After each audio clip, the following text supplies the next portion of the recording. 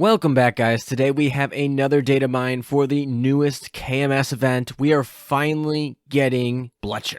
I'm very happy to see that this year's global anniversary actually resulted in new content rather than just a rerun. Of course, we will likely be getting a UR event for the Japanese anniversary in just under a month. So it's imperative to see if these ships are worth our cubes. If you want to know what else went on during that live stream and what other announcements, I'm not going to go through them in this video. I already made a recap video for that, so go watch that. We'll get right into the new content. The content I'm most excited for is actually the Fate simulations. PR4 is getting the Fate Simulated +5 for their PR ships. So we'll start off with that. As always, PR ships get +15 luck when you get them to Fate Simulated +5, plus an additional skill. I'm going to be referring to the skills here. So starting off, we will look at Anchorage. She is already widely regarded as the most powerful PvP Vanguard ship. We'll see what buffs she has. On her barrage skill, when she fires the torpedoes, she actually fires a special barrage plus. This is certainly a very simple upgrade. It really just adds 4 extra torpedoes to her barrage, which scale off the skills level. At max level, that does about 5% extra damage than she was doing before. 5% extra damage helps out because she was more of a tank than damage, but I can't help but say this is very simple. I was really hoping they upgraded this skill in a way that would make people want to level this skill up to level 10. Of course, a lot of people, including myself, have not upgraded this skill because of the if barrage fails to activate clause. That is actually very good. That being said, with this new barrage upgrade being added onto the evasion stat buff, you probably do want to upgrade this to level 10 at this point. Overall, Anchorage got a nice buff here. She was already one of the best ships in the game, so having more damage is great. The luck will add to her survivability. That's already massive. So of course, if you use her, you gotta Fate Sim her. Let's move on to August von Parseval. When this ship launches an airstrike, there's going to be a 100% chance for her to inflict damage and freeze rather than the 80% damage she had before. This was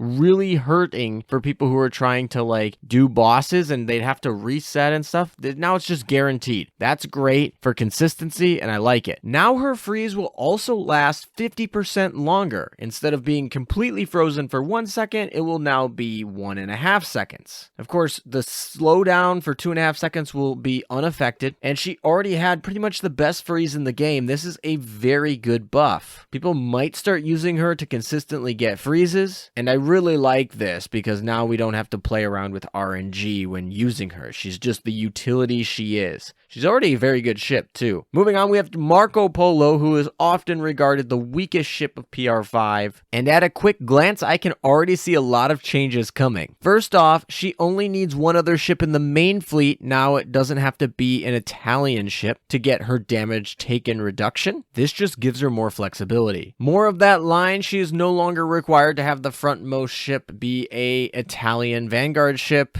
to increase her main gun efficiency, so she just gets it for free now. That's nice. Also, her main gun efficiency goes up from 10% to going up by 15% now, and instead of having an otherwise getting the main gun efficiency or spawning the shield, she now gets both of them. That is great. Now we don't have to play with that. She just gets both of her buffs for free without any trigger and not having to choose. And there's more. This skill will now buff her other barrage skill. On top of being a buff, it will have a 10% proc rate increase, so up to 85% now, if she is the flagship. If she's not the flagship, she will then heal herself by 8% if the barrage fails. So now that heal is up to 8% instead of 5%, we have more chance of it proccing and the barrage is enhanced. Overall, all of these changes add about 7% extra damage that Marco Polo can do. This is probably one of the most powerful PR buffs I've ever seen. However, Marco Polo was the weakest PR5 ship in my opinion, so she definitely needed the strongest buff. A lot of interesting parts here. I like it. So if you want to use Marco Polo again, you can start doing that. Of course, she has competition against, Roma, Vittoria Veneta, and Aquila. But, maybe you want to run 2 fleets of Italians. The DRs aren't getting any upgrades right now, so we are moving on. Before we get into the event ships, I'll talk a little bit about the event map as well as the event shop. The event map has nothing to grind. Save your oil, we'll probably get something better next month. Of course, if you need something to grind for experience, you can always do SP4. That will get you event points for the event shop, as well as a chance at dropping Blücher. The event shop is actually pretty exciting. It has Blücher as well, so you can get that ship for free. You don't have to worry about the gotcha there. Excitingly enough, though, on top of this standard cognitive arrays and PR5 prints, which are going to be good, there is an option to buy Augment Modules for those of you who need more of those, and a new weapon, the 203mm SKC heavy cruiser gun. So that's pretty exciting. This shop is loaded, so even if you don't want to drop anything from the map, you do want to buy out this shop. Now, since there's only one new equipment and it's from the shop, we'll talk about equipment right now. The only equipment is the 203mm SKC, basically a newer version of the Prince Eugen gun. Compared to other AP heavy cruiser guns, this is actually probably the most powerful gun. It outclasses the ones we've already had in game. So if you are looking for AP, this is very important. It is worth noting, though, that the Drake gun and the Cheshire gun probably are better in most situations because the special ammo normal type that they get just has better modifiers all around and they have insane stats. But in terms of new players or for something that needs AP piercing, this gun is actually really good and definitely something you want to pick up, even if you're not going to put it on a KMS ship. Now, while we don't have any more equipment for this event, 2 new Augment Modules are going to be added today as well. These were not announced in the live stream, but they were announced in the patch notes yesterday. These are both gold or SR Augment Modules, meaning they are locked to a specific ship. The first one is locked to Graf Zeppelin. It gives her 40 aviation and 15 reload. Those are good stats for a carrier. As far as skills, the first skill actually just enhances one of the skills she already has and gives her a basic barrage. Gives her some 500-pound bombs, and it scales 80% off her aviation stat. Okay, they just gave her a simple barrage because she was missing that. In terms of her augment effect, every battle when the ship launches her first airstrike increases your main fleet's aviation by 20 for 10 seconds. This is pretty standard with the other augment modules. Of course, if you're going to use Graf Zeppelin, there is no reason not to get this, but this is pretty lackluster and isn't going to change much about her. It really just gives her a barrage. That's really all this is doing. The other ship, Carabiniere, well, she's an elite destroyer, so I'm not expecting much, but let's see if I am surprised. Stat-wise, she gets 30 extra firepower and 15 extra accuracy. For a destroyer like her, 30 firepower actually is not bad. As far as the skill that's being enhanced, she has the skill that where she gets to increase the damage of the lead Vanguard ship by 15% for 10 seconds. She already had this skill, but now instead of having it proc at a 70% chance, it's now guaranteed every 20 seconds. She's still too squishy and 20 seconds is still too long to wait, so this doesn't change much. And then for her augment effect, she has the standard /spread effect. This does not make her good either. Both of these modules are not very good, honestly. They seem very lackluster in their attempt to make these appear as anything other than putting them together at the last second. Alright, let's get into the ships. First off, we got to talk about a retrofit. Charles Ausburne is getting a retrofit and brings her much needed stats, especially in the firepower and torpedo department. Her efficiencies go up significantly as well. This is all standard for a retrofit, but very nice if you want to use her. Certainly more significant than the augment modules I just got done talking about. In terms of skills, she has a brand new skill, and that's the only change. It reads, at the start of the battle, if the fleet has a Thatcher, Arlick, Foot, Spence, or any other DD that has the Beaver Squad equipped, then Charles Ausburne gets 15% crit rate increase and 15% damage increase. Both of those are significant. Of course, it is on a very old destroyer, but she did get a good chunk of stats and efficiencies boosted through the retrofit. Most of those ships on there that are in her class, the Fletcher class, is probably not worth using, but she can really go with any DD because, you know, Charles Ausburne is a speed demon, so it makes sense if you're going to run her that somebody everybody's going to have the Beaver squad anyway. So she really just needs another DD, so not too hard to proc that. Continuing on, during the battle, Charles, Ausburne, Thatcher, Aulick, Foote, Spence, and a destroyer that has equipped the little Beaver squad in the fleet would self-heal 20% when their HP drops below 25%.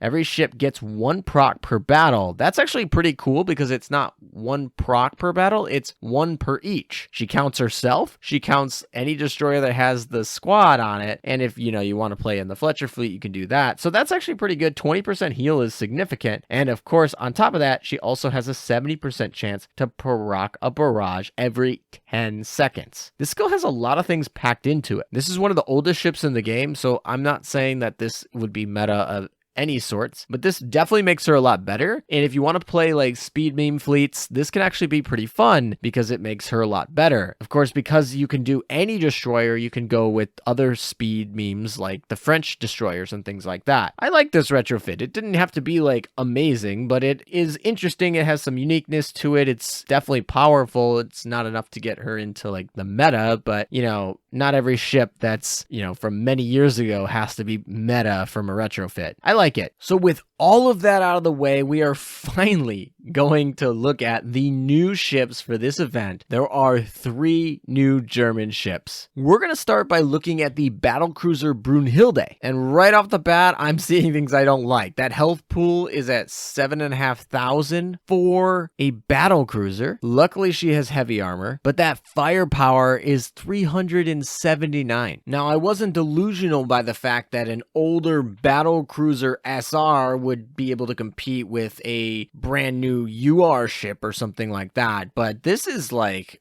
lower than a Magi level, and a Magi came out many years ago, so she has a very big uphill battle in the skill department to offset this stat handicap and be a good ship. Skill number 1, launches a barrage when her main gun finishes reloading. Enemies hit by it is slowed by 40% for 6 seconds. So she has a barrage that slows, that's nice. It doesn't come out early though, it has to wait for that reload. Also, at this time period, there's an 80% chance to launch an additional barrage. When Brünhilde is using HE ammo for her main gun, or there is another German ship in her fleet, that second barrage is now guaranteed. So really just 2 barrages. One of them does a slow and one of them does extra damage. There are torpedoes in these barrages. I think there are 8 torpedoes by 70 base damage, and the barrage is HE at 150 times 6 volleys, not including the original 200 damage AoE radius effect. It's really just a solid barrage. Moving on to her second and final skill,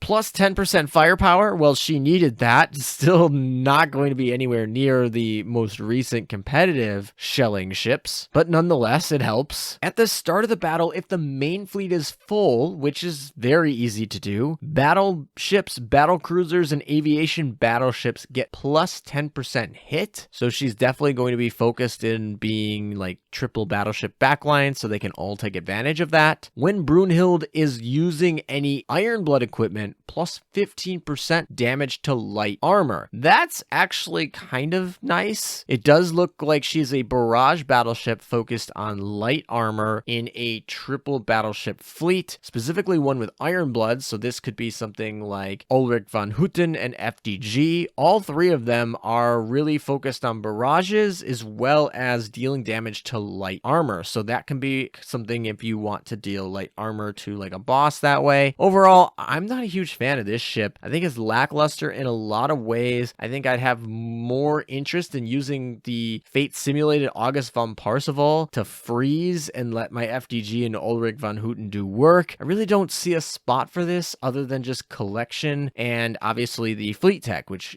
gives firepower, so that's nice. But yeah, this ship is definitely lackluster, except in her leggings. Moving on, we have the much anticipated SR heavy cruiser, sister to Admiral Hipper, Blücher. Now, the first thing that stands out to me is that HP pool. She's an Admiral Hipper class. We're talking Talon, Prince Eugen, Admiral Hipper. They're looking at sometimes over 6,000 HP, and she doesn't even break 5,000. So that really stands out to me why it's so much lower than all of her sisters. Now, she certainly does somewhat make up for that by having a higher firepower and torpedo stat, but she's certainly very different than the tankiness of her sisters, at least from the stats that I see initially here. Also, I just noticed her heavy cruiser gun has significantly more efficiency than her sisters. So stat-wise, she's definitely more offensive oriented than her sisters. We'll see if the skills continue that trend. Skill number 1, her firepower and crit rate are increased by 15%. That's very nice. They certainly do like crit rate in this update for some reason. Additionally, her speed goes up by 8. She was cruising at 25 speed, and that's not very good, but I won't complain about it because it makes her the fastest in her class.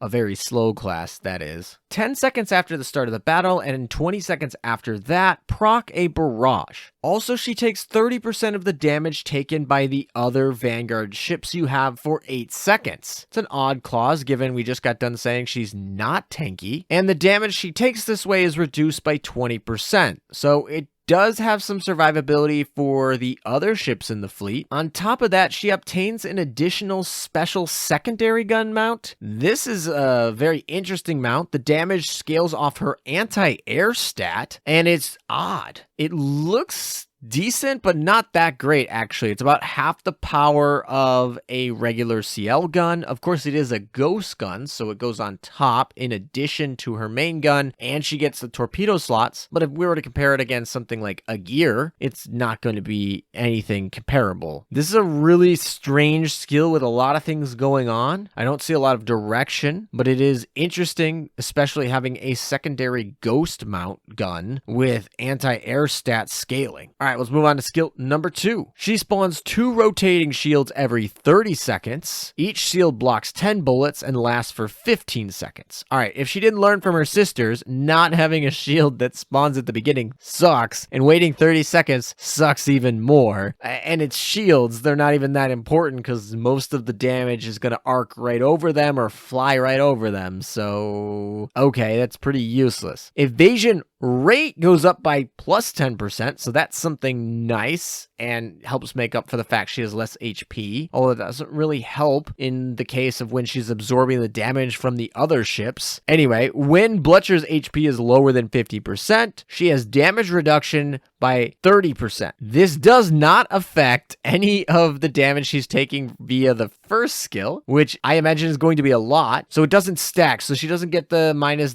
20% damage taken and then the minus 30% damage taken to stack. So that kind of sucks. And on top of this, she also gets plus 10% damage that she's able to deal. This is, once again, very similar. I don't know what her personality is going to be like, but I imagine it's going to be all over the place because that is what her kit looks like. And for her third skill, it's just an all-out assault. This ship is, once again, seems like it lacks direction. I don't know how I feel about this one. But let's move on to the Elite Destroyer KMS Z16, otherwise known as Friedrich Ecolt, I think. Anyway, Elite Destroyers have terrible stats, not much to say about that. So let's move into skills. Skill number 1 is quite possibly one of the shortest skills I've ever seen. AP damage plus 25%. All right, I guess you need an AP destroyer gun. She has 69 firepower. Is this a joke?